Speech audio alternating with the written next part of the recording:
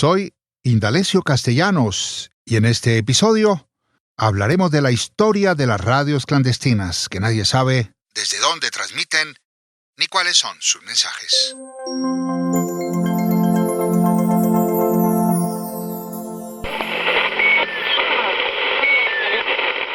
Estos tiempos de guerra tienen crispados los nervios de todos los asombrados oyentes que no saben qué quieren decir estos sonidos, ni quién los emite, ni mucho menos desde dónde. A propósito de sonidos, la historia recuerda que entre la noche del 14 y madrugada del 15 de abril de 1912, se escuchó la que puede considerarse la primera señal radioeléctrica, el llamado de alerta emitido desde el Titanic mientras se hundía en el Océano Atlántico, que pudo sonar de esta manera. Estos sonidos han estado al aire desde el mismo momento que inició la radio, atada inevitablemente a las guerras mundiales, momento en el que tuvo sus más importantes avances, como lo explica el ingeniero eléctrico Francisco Castro, experto de mantenimiento de RCN Radio. La radio fue un desarrollo militar que surgió a partir de más o menos su desarrollo a partir de la Primera Guerra Mundial. De ahí pasó a la parte civil. En los primeros ensayos, en la puesta al aire de lo que se conoce ahora como radiodifusión, en esa búsqueda incesante, los ruidos ocuparon un espacio fundamental. Lo primero que se lograba transmitir simplemente eran los chispazos de que había en una bobina. Primero puntos y rayas, y luego la telegrafía, hicieron parte de esos mensajes primarios, con lo que se empezó a construir este lenguaje que ahora llamamos radio. La manera más fácil de enviar esos mensajes simplemente era puntos, lo que se conoce, y las rayas. Posteriormente el desarrollo de la telegrafía viene a posibilitar eso, porque no era posible en realidad difundir voz, únicamente se podían hacer esos ruidos, o sea, era señal, digamos, muy primaria. Todo ese ejercicio de construcción que supuso muchas dificultades antes de que se hiciera la magia de las voces y los sonidos. Llegado el momento se trataba de simplemente de enviar ya sonidos voz y no era posible, era muy complejo, el mecanismo no era posible, entonces se lograba solamente esos puntos. Mensajes cifrados para unos, inadvertidos para muchos o simplemente ruido para otros. Como podría ser un ruido, podría ser cualquier cosa. O sea, uno necesita tener claridad acerca de que hay un mensaje embebido en medio de esas señales. Es como quien le hace una señal, poder estar dispuesto y consciente de que en medio de todo ese ruido, la estática, viene algún mensaje. La estática que nos habla, que nos envía mensajes que al parecer solo unos pocos pueden descifrar, como nos cuenta el ingeniero Castro.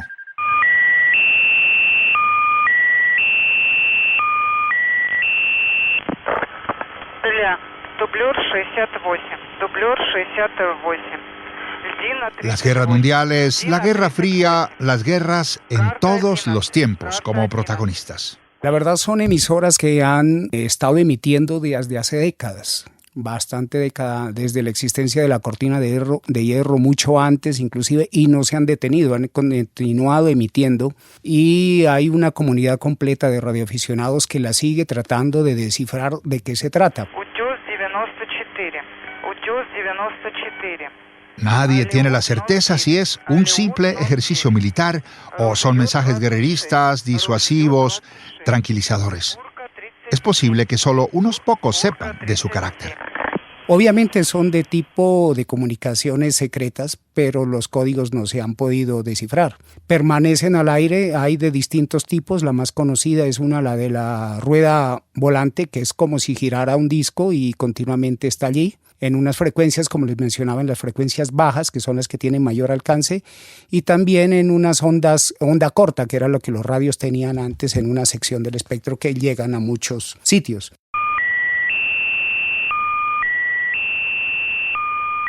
Aunque el ingeniero Castro intuye que puede tratarse de mensajes entre espías, que en todo ello hay alertas o amenazas.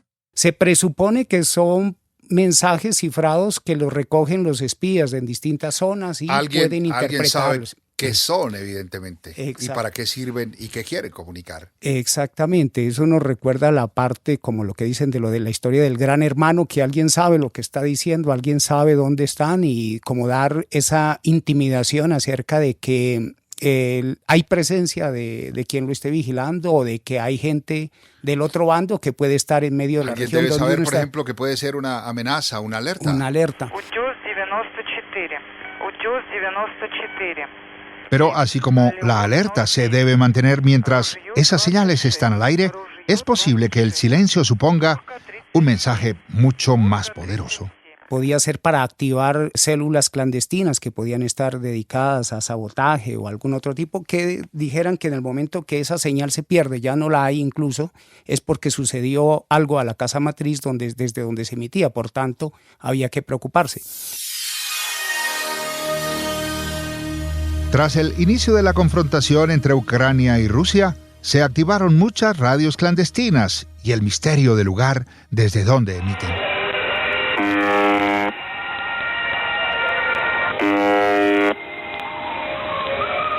Un sonido que se repite casi que eternamente.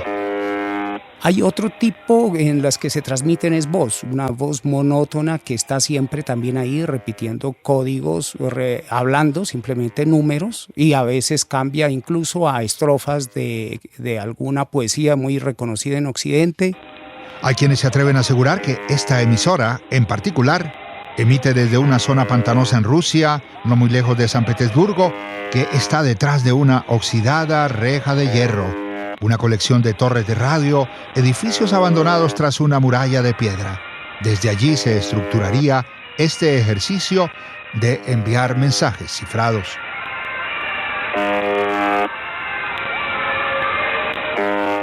Este sistema de encriptación de mensajes es algo muy antiguo, existe desde todas las épocas, se sabe, digamos, se han desarrollado múltiples sistemas. Ahora lo que existe con la computación es la fuerza bruta de computación para descifrar y craquear algún mensaje que venga allí. Estos audios secretos y con códigos que difícilmente son detectados han sido usados en distintos momentos de la historia, y el ingeniero Castro nos recuerda lo ocurrido durante la Guerra Fría, en los momentos de mayor tensión entre la Unión de Repúblicas Socialistas Soviéticas y Alemania.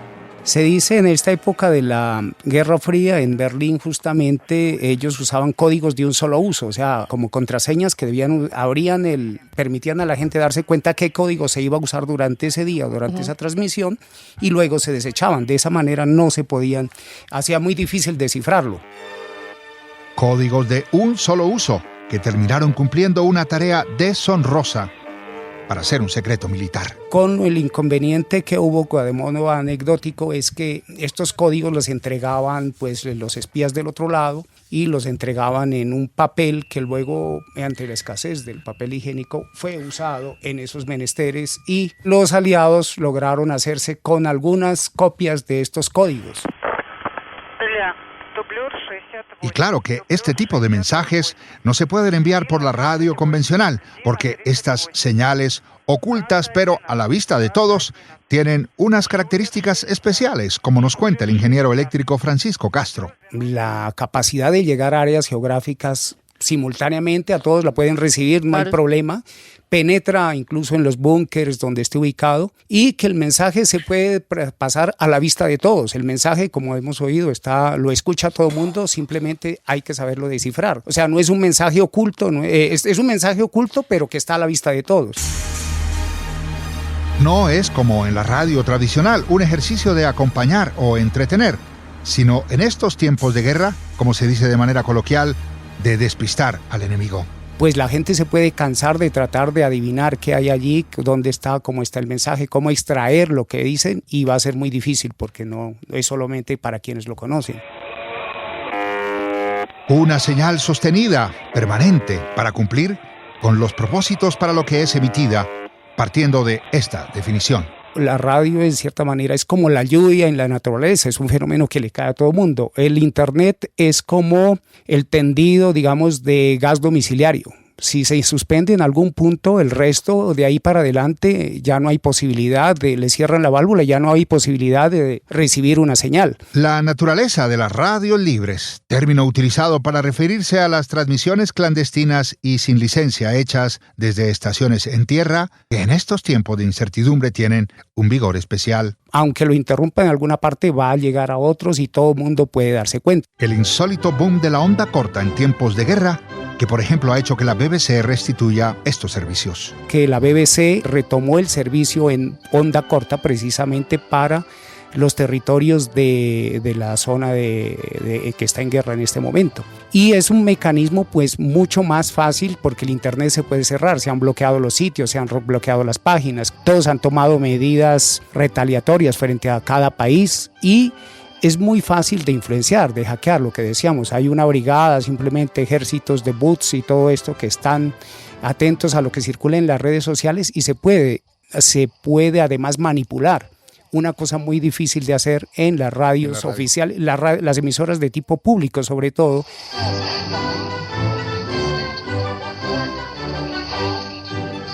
La radio, que es difícil de intervenir y restringir y por ello ha resultado tan útil en las guerras mundiales, durante la Guerra Fría, durante la Guerra del Golfo y en estos tiempos insoportables de tensión entre Ucrania y Rusia.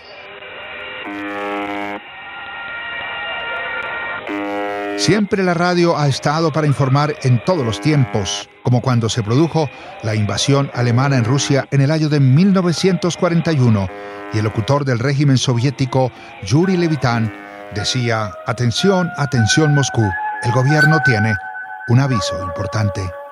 Внимание, внимание, говорит Москва. Передаем важное правительственное сообщение. Las señales de alerta por las radios clandestinas que siguen sonando en estos tiempos y el recuerdo de momentos históricos para enfatizar en que, tristemente, la radio ha cumplido un papel determinante durante todas las guerras.